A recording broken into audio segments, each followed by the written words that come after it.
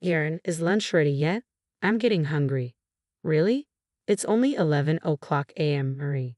You got up late this morning, and we had a late breakfast, so I thought a later lunch would be better. Oh, I don't even remember eating. Maybe this is a sign of good health. Louise is hungry too, you know. Is that so? All right, I'll start preparing something now. I wish you'd do these things without being told. You really are inconsiderate. And clean our room already. It's been a week and dust is piling up. Marie's mother-in-law took it for granted to boss her around. One would think that if she's so healthy, she could do her own cleaning and cooking. I can't understand why she stopped doing things she likely did herself before I came into the picture. I'm Karen Miller, a 30-year-old dual-income homemaker. I'm still working at the foreign company I joined before getting married. There are late hours but hardly any weekend work, so I should be able to relax on Saturdays and Sundays. But from early morning to late night, I'm kept busy by my in-laws with household chores and errands. My husband doesn't help at all, even though I'm slaving away for his parents, Marie and Louis. I wasn't particular about living together or separately, so when my husband suggested living with his parents after we got married, I didn't resist. But lately, I've been wondering if it was a mistake. Living at home means no rent, my husband said so, huh? But I thought to myself, of course, I never thought of living for free, but I did think it would be cheaper than renting elsewhere. So we pay for utilities as a sort of rent. We split the food expenses with the in-laws, but since Louis and Marie, who are retired and at home all day, eat a lot for their age, it feels like we're paying more. Still, it's cheaper than renting an apartment, and since I was continuing to work after marriage, having the in-laws around seemed reassuring. I thought it would be easier if we share the housework. When I work late, my husband has already finished dinner with his parents. It's easier than coming home late and having to cook, but there's never anything left for me. We both work, so I thought it was only fair that whoever can do the housework does it. Before we got married, my husband said the same thing. He said housework is a piece of cake, leave it to me. So I thought he must have been doing various chores up until now. But it turns out since getting married, he hasn't done a thing. Laundry, cleaning, tidying up. Marie had been doing it all. He would even make instant food for himself. So even if I'm working late and my husband comes home early, there's no way he'll prepare dinner. I should be grateful Marie's there. Otherwise, I have to cook when I get back. But it's disheartening that my husband doesn't say a word, even when my portion isn't prepared. He never lifts a finger to clean up. The dirty dishes remain on the table, and the pots and utensils are left in the kitchen. I end up cleaning up after meals I didn't even eat. Coming home tired from work and then dealing with this is quite exhausting. My husband, having skipped dinner preparation, acts as if he's had it easy, which just adds to my frustration. In this house, everyone thinks it's natural for the daughter-in-law to do the cleaning and laundry. The in-laws don't even clean their own room. On my days off, chores pile up as if they have been saving them just for me. Sometimes I wonder if they're deliberately creating tasks for me. Louis is 68 and Marie is 65, but they're incredibly energetic and talkative. They seem more vigorous than me, so I wonder why they can't do the housework. Well, it's good that they are healthy. It would be much harder if they needed care, that's true. But listen, if it ever gets too much, come back home. You always have a place to return to here. Don't feel like you have to endure everything. If you want to escape, you don't have to suffer in silence, Mom. But you're also going through a lot, aren't you? Please don't overdo it either.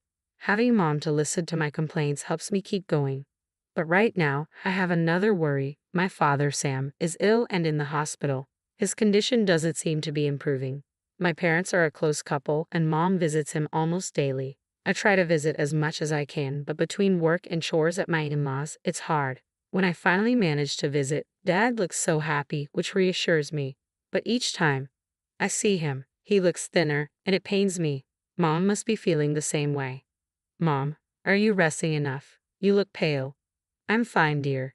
Just make sure to take care of yourself. I know. Mom smiles, but she really looks pale and lacking energy. I'm worried it must be fatigue from caring for my father. Despite knowing about my father's hospitalization, my husband doesn't visit, and my in-laws act as if it's not their concern, continuing to give me tasks. I'm not just a submissive daughter-in-law. I push back sometimes, especially with Louis, who often asks for annoying favors. Karen, can you massage my back? I'm tired too, so that's not possible. Why don't you buy a massage machine or ask Marie or Austin? It's a daughter-in-law's job. I don't think so. Louis is fit enough to play golf and go to jazz bars, so he doesn't need that kind of help. Karen, I'm going to take a shower. Can you wash my back? No, asked Marie. It's not fun having an old lady do it. What sort of fun is he talking about? Since Lou retired a year after we got married, it's been like this. When I tell my husband to just wash his back, he unbelievably says, as if I haven't even washed my own father's back since becoming an adult. Louis is just an old man who's technically a relative. To be honest, it even feels creepy 3 years into the marriage. What I thought was a simple fight has turned into a situation where my in-laws dump chores on me, my husband doesn't help, and there's no sign of improvement. Meanwhile, my own family is ill, and he doesn't seem concerned. Maybe it's time for me to go back home and take care of my dad with mom. My husband then drops a bombshell. I've got a business trip for a week starting this weekend. Really, don't contact me unless it's an emergency. It's embarrassing to get calls from my wife all the time. Understood, I respond. I wouldn't contact him unnecessarily anyway. I'm also working, I'm not that free, and I've never called him at work before. 2 days after my husband left for his trip on a Monday, I get a call from mom while at work. She has never called me at work before. I immediately think something's happened to dad and answer in a panic. Karen, Sam's condition has suddenly worsened. Mom's voice, crying on the other end, echoes in my ears. I'm coming right away, Mom, I tell my boss, who says, go now. I rush to the hospital by taxi, but I am met with a cruel reality. Mom's not in Dad's hospital room. I ask the nurse, who looks down, visibly uncomfortable. Well, Mrs. Miller, you've just arrived. Where's Mom? I implore. She passed away. The nurse hesitates.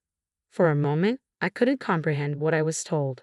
I had rushed to the hospital after receiving a call from Mom about my father's critical condition, but now they were saying Mom had passed away. It didn't make any sense. Please, the nurse says softly, leading me to another room with just one bed, dimly lit. Someone was lying there, but it couldn't be Mom. Yet, as I approached with trembling legs, the face. What I saw was unmistakably my mother, silent and motionless. Mom was there. How could this be? The nurse explained that after calling me, Mom had returned to my father's room. A while later, they found her collapse over the bed, still holding my father's hand, already lifeless. Perhaps a heart attack, the nurse suggested. As she spoke, another nurse appeared. Mrs. Miller, your father?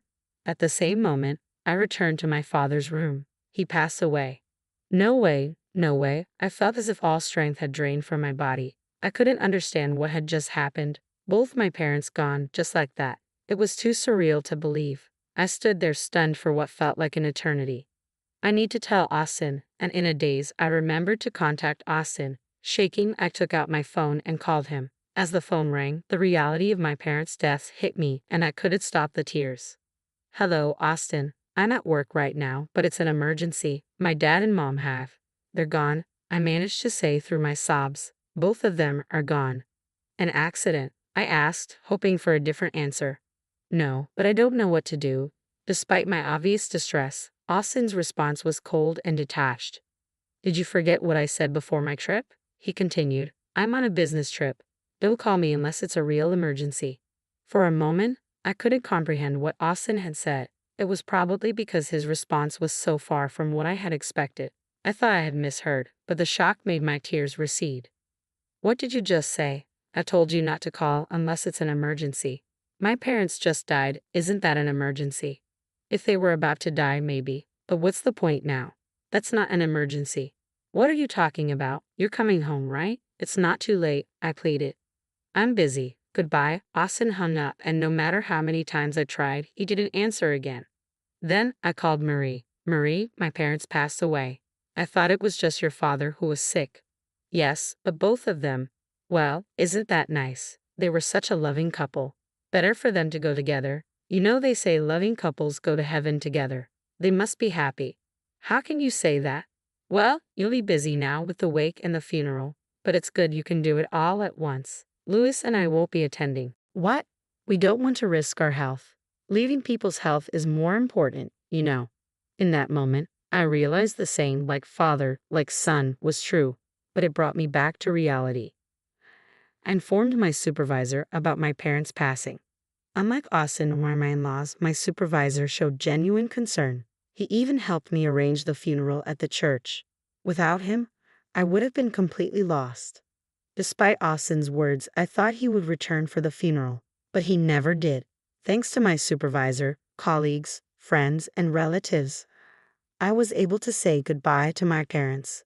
The real sorrow hit me after the funeral, when I returned to my parents' house and faced their photographs alone. I never imagined they would both pass away so suddenly. I couldn't believe that this was like a bad dream I'll wake up from. I talked to their photos. This can't be true, Dad, Mom. It's not fair to leave me alone like this. I held their pictures and cried like a child. After crying, I realized the harsh reality. Austin, who didn't bother to show up, and in-laws who didn't even attend the funeral. I had no family left to support me. Anger towards Austin began to build up. How could a husband not rush to his wife's side at such a time, saying such things during work? That's not normal. I was prepared for what was to come. 5 days after the funeral, 3 days later than planned, Austin returned, acting as if nothing had happened. I couldn't understand how he could be so indifferent. So, your parents' funeral is over, huh? Of course. What do you think? Well, I extended my trip by 3 days to avoid the funeral hustle. Must have been fun for you. It's work, not fun. But you're lucky now. No need to worry about your parents' old age. Any insurance money coming in? Austin's face had a smile that seemed almost inhuman. I wondered if he was an alien, unable to understand human feelings or words. Are you serious? Yeah, how much of that money do I get? What? What are you talking about? Of course, the wife's money belongs to her. I felt tears coming again, wondering why I married such a man. When I stayed silent, Austin looked around the room. He finally seemed to notice the change in the house. What? The house seems so tidy. Did you clean it up like you did with your parents? His insensitivity made my fists clench. How far could this person test one's patience? How could he not offer a single word of comfort to his grieving wife? But he was clueless about reality. It was time for me to make him understand. I took a deep breath and looked up at Austin. I'm going on a long business trip. Take good care of Louise and Marie. Austin seemed confused, looking around the house, still nothing grasping what I meant. Where are Mom and Dad? Did they go shopping? He just realized they're not here. Where did they go? To the hospital. They hurt their backs while I was away. For my parents' funeral, my in-laws started to move a very heavy piece of furniture from my room to theirs and ended up with lower back strains. When I returned, they were in agony, unable to move, having gone without food or water for 2 days, unable even to go to the bathroom.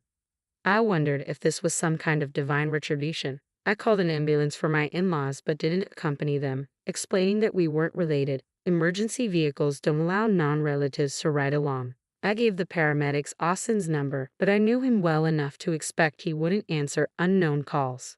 Why didn't you contact me? Well, you didn't come back even when your parents passed away, so I assumed you wouldn't for a back injury. Don't equate your parents with mine. Your parents are strangers, but mine are family. Oh, I see. That's reassuring. Then you'll take good care of them. What do you mean by take care? If they're immobile for too long at their age, they might end up bedridden. Austin started trembling. That's not true, right? You'll do well taking care of your precious parents. I have an important business trip. Our parents are in trouble, and you're talking about a business trip. Are you even my wife? I glared at Austin. Which mouth is he speaking with? How dare he, who ignored his own in-laws, say that to me? But I learned from you that business trips are more important than family emergencies. That's different. I never imagined my own parents in such a situation, especially during an important business trip. If I had been treated well by my in-laws, I might have felt obligated to care for them. But unfortunately, I felt no such inclination. I can't bother with others. Besides, like you said, my parents were family, but yours are strangers to me. Aren't you my wife? And what are you? Weren't you my husband? Even your colleagues were shocked. Colleagues? What are you talking about? Your boss attended the funeral. I had called Austin's company when I couldn't reach him, suspecting something. When I explained that my parents had passed away and I couldn't contact Austin, I learned he wasn't on a business trip but had taken paid leave. Austin lied and went somewhere. Why he lied was clear. He emphasized not to contact him, probably because he was with someone he'd be troubled to be seen with. He was on leave, not a business trip. Where did you go and with whom? Your colleagues were also wondering where you were during my parents' funeral. You'll probably be asked when you return to work. Austin turned pale. Taking leave isn't a problem, but being unreachable in such a crisis is. I'll have a hard time explaining that, plus my potentially bedridden in-laws. He probably just woke up to the reality waiting for him after his enjoyable trip. Anyway, you deal with my parents. It's your job as my wife. I've decided to stop being your wife. I'm here to tell you that my long trip was not a lie. I don't lie like you. What do you mean, stop? I am divorcing you. I handed him the completed divorce papers. My things are already at my parents' house. Then who will take care of my parents? That would be their son, you. I can't do it. That's none of my concern. Leaving Austin behind, I returned to my parents' house. I had checked Austin's computer, finding plenty of photos of him with another woman and evidence of their trip together. I printed everything out, making the divorce process straightforward. I naturally demanded compensation from Austin. His affair and absence from my parents' funeral became widely known at his workplace, leading to criticism from his boss and colleagues. He became uncomfortable at work and eventually resigned. The conflict over the compensation claim and his resignation from work led to his affair partner leaving him. A month later, my former in-laws were discharged from the hospital. They're now homebound, living mostly in bed due to their refusal to undergo any rehabilitation. They seem financially stable with their pension and savings, but Austin, unable to find a new job, is only working part-time jobs to barely contribute to the living expenses and care for his parents. He's stuck at home, constantly arguing with them. He called me once, crying and begging me to return, but I refused. My former in-laws also reached out, claiming that Austin's care was inadequate and asking me to return and take over. When I suggested hiring a home health aide with their funds, they refused, wanting to save money without considering how long they might need assistance. Their words, expecting me to take care of them cheaply or for free, made me realize they hadn't changed at all. I never want to be involved with them again. I still cry when I think of my kind parents, but I know that constant tears won't let them rest peacefully in heaven. Once I complete the memorial ceremony for my parents, I plan to go on a long-term overseas assignment. I'm ready to move on, keeping my parents' memories close and embracing life